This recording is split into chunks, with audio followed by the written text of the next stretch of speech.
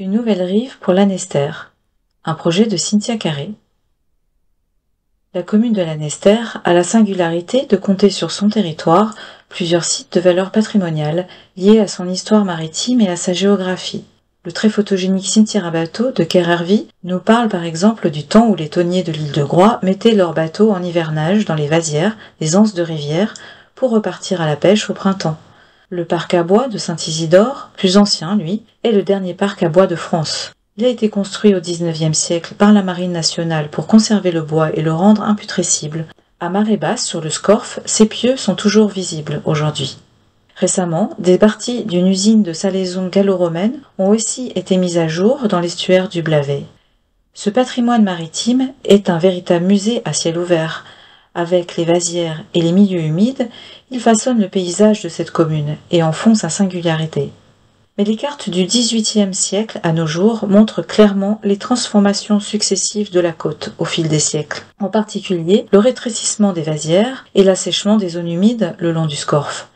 Ces transformations successives ont fait disparaître la caractéristique de côte mouvante de nombreux sites. Et aujourd'hui, la concordance entre sites transformés et sites sujets à un risque de submersion est vraiment frappante. Le projet Une nouvelle rive pour Lanester s'est donné comme objet de réflexion cette articulation entre aléas et patrimoine. Le parc à bois de Saint-Isidore a été choisi comme site de projet pour sa dimension patrimoniale aujourd'hui peu valorisée.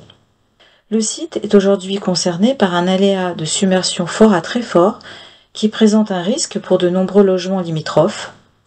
Le projet propose de réduire le risque de l'aléa de submersion par l'aménagement de cette portion de la rive du Scorff en valorisant le caractère remarquable du paysage du parc à bois et le paysage singulier des vasières. Il s'agit de redonner à ce site sa caractéristique de côte mouvante par la réalisation d'un aménagement paysager perméable au mouvement de l'eau et de redonner une valeur à cette côte par la création d'un observatoire dynamique de la rade. L'observatoire est un outil de sensibilisation face à l'aléa de submersion. Il sensibilise les visiteurs à la richesse de la biodiversité sur cette nouvelle côte mouvante. Il éduque sur la diversité des écosystèmes présents. Il encourage une prise de conscience de la fragilité de ces milieux. À cette fin, la route côtière est désimperméabilisée. La côte reste accessible en voiture, mais seulement par des voiries ponctuelles, en impasse. Elle n'est plus un axe de circulation, mais un objet de promenade. La topographie est modifiée pour favoriser la rétention de l'eau sous forme de lentilles d'eau. La réintégration de plantes locales permet de drainer et de retenir le sol et génère une nouvelle biodiversité. Lorsque l'eau monte, ces lentilles se remplissent pour laisser place à un nouveau paysage de petites mares avant que le sol n'absorbe toute l'eau. La transformation de la rive reprend les caractéristiques de présalé qui agissent comme des zones tampons. La rive devient une barrière naturelle qui réduit le risque de l'aléa. L'observatoire dynamique n'est pas un objet architectural. C'est une expérience immersive des trois milieux formés par ce nouveau paysage. L'observatoire commence sur la rive de Présalé où une multitude de chemins s'entrelacent à travers les lentilles d'eau. L'observatoire se poursuit ensuite sur des passerelles placées entre les poteaux immergés du parc à bois, puis les chemins se simplifient pour mettre l'accent sur la contemplation de ce paysage de vasières.